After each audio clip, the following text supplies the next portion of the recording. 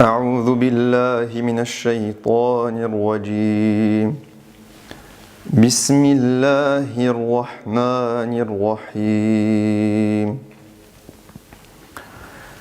وتولى عنهم وقال يا أسفا على يوسف وابيضت عيناه من الحزن فهو كظيم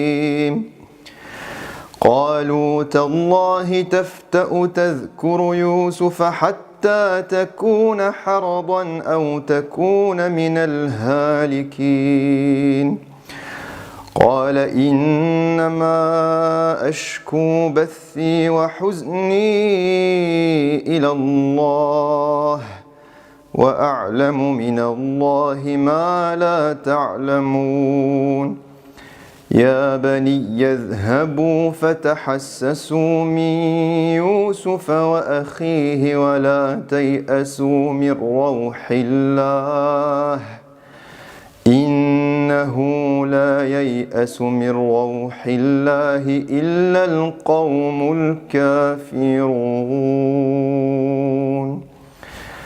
الحمد لله والصلاة والسلام على رسول الله وعلى آله وصحبه ومن والاه. Aujourd'hui, nous sommes avec le verset 84 et quelques versets suivants de Surat Yusuf.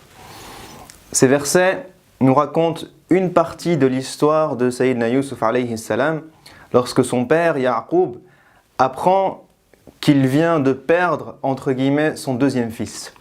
Son deuxième fils préféré vient de se retrouver en Égypte. Ses grands frères reviennent sans lui. Et Sayyidina Ya'qub apprend cette nouvelle avec une grande tristesse. Et ce que j'aimerais tirer de ce passage, ce sont trois étapes, trois grandes leçons qui nous apprennent à gérer les épreuves. C'est une épreuve énorme que Sayyidina Ya'qub est en train de vivre. Il a déjà perdu son premier fils Yusuf par le passé, il en perd un deuxième aujourd'hui.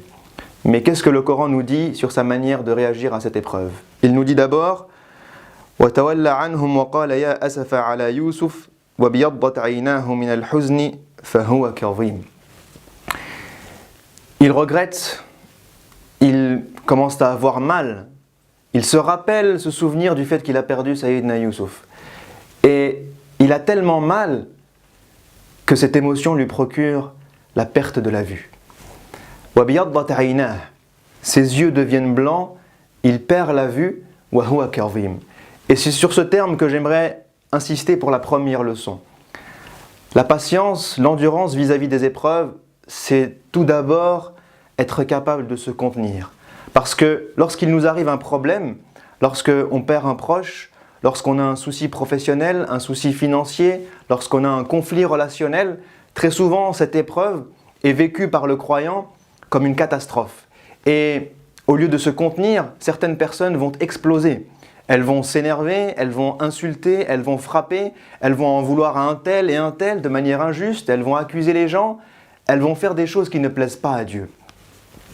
Et la première des étapes de la patience et de l'endurance, c'est d'être capable de se contenir, de contenir ses mauvaises émotions, de contenir ses mauvaises pensées, de contenir ses mauvais actes et d'observer un comportement qui plaît à Allah subhanahu wa ta'ala.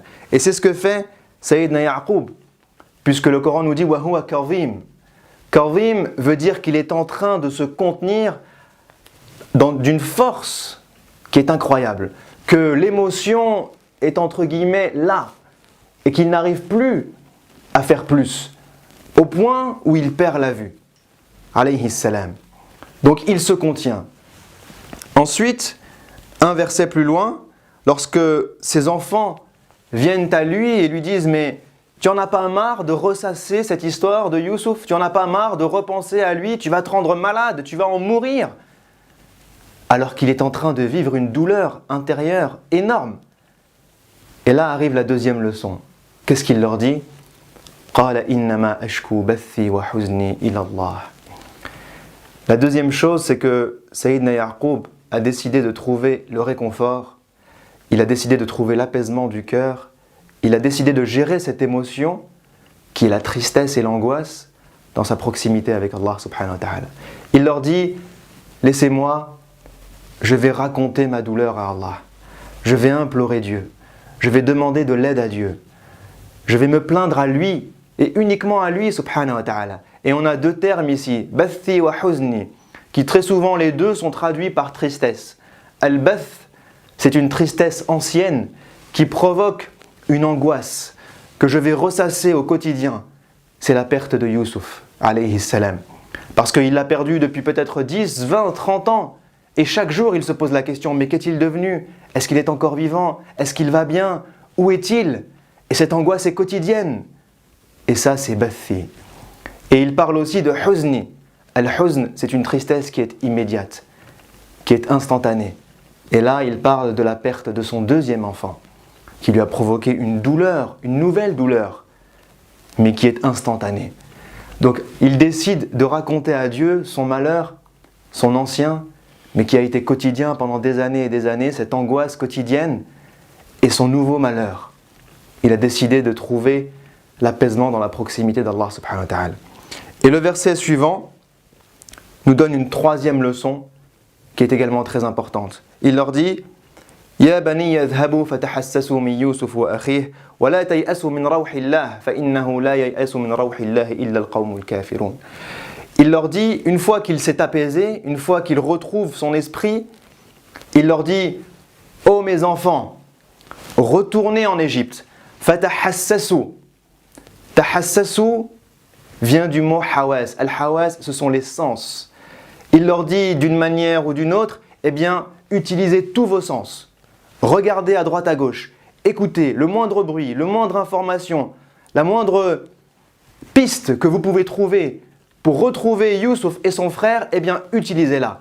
Autrement dit, faites tout ce qui est en votre pouvoir pour le retrouver. Et ne désespérez jamais de la miséricorde d'Allah subhanahu wa ta'ala. Mais Allah n'a pas utilisé ici le mot rahma, il utilise le mot rawh. Les deux sont traduits par miséricorde. Mais rawh est proche du mot rih, qui veut dire vent, qui veut dire souffle. C'est une miséricorde qui est capable de passer dans nos cœurs et d'évacuer tout ce qu'il y a de tristesse, tout ce qu'il y a d'angoisse, tout ce qu'il y a de problème. C'est un nouveau souffle. Et le Yaqub alayhi salam leur dit ne désespérez pas de ce souffle. Parce que Allah subhanahu wa ta'ala est capable de régler le problème. Il est capable d'enlever cette tristesse qui nous fait mal. Il est capable de faire qu'on puisse retrouver nos enfants, Youssouf wa akhih. Et il n'y a que ceux qui ne croient pas en Allah subhanahu wa ta'ala qui désespèrent de sa miséricorde et de son souffle. Donc, je rappelle ces trois leçons, ces trois étapes qui sont magnifiques et qui nous apprennent à être endurants dans les épreuves. La première des choses, apprenons à nous contenir, à ne pas exploser, ne pas faire de mauvaises choses, ne pas dire de mauvaises choses lorsqu'il nous arrive un problème, une épreuve. La deuxième étape, essayons de trouver le réconfort et l'apaisement dans notre proximité avec Allah subhanahu wa ta'ala. Allons lui raconter, allons l'implorer, allons lui demander de nous aider, allons lui demander de soulager nos cœurs, de soulager nos tristesses, soulager ces émotions que nous avons du mal à gérer. Et la troisième des choses, notre religion n'est pas une religion fataliste. Dieu ne veut pas que vous restiez dans votre épreuve à vous lamenter sur votre sort sans essayer d'en sortir. Il leur dit, faites tout ce qui est entre votre pouvoir pour en sortir. Faites tout ce que vous pouvez pour retrouver votre frère. Donc troisième étape, relevez la tête, recommencez à marcher, levez-vous, ne désespérez jamais. Même si c'est 30 ans après, 30 ans après, il a toujours espoir de retrouver son fils. Même si c'est 30 ans après, ne désespérez jamais et continuez d'avancer. Puisse Allah nous aider à gérer ces épreuves, puisse-t-il nous aider à gérer ces émotions qui sont difficiles et qui peuvent être lourdes dans notre cœur. Et puisse-t-il nous aider à relever la tête, à retrouver le chemin de la lumière. Assalamu alaikum wa rahmatullahi wa barakatuh. شهر رمضان الذي أنزل فيه القرآن هدى للناس وبينات من الهدى والفرقان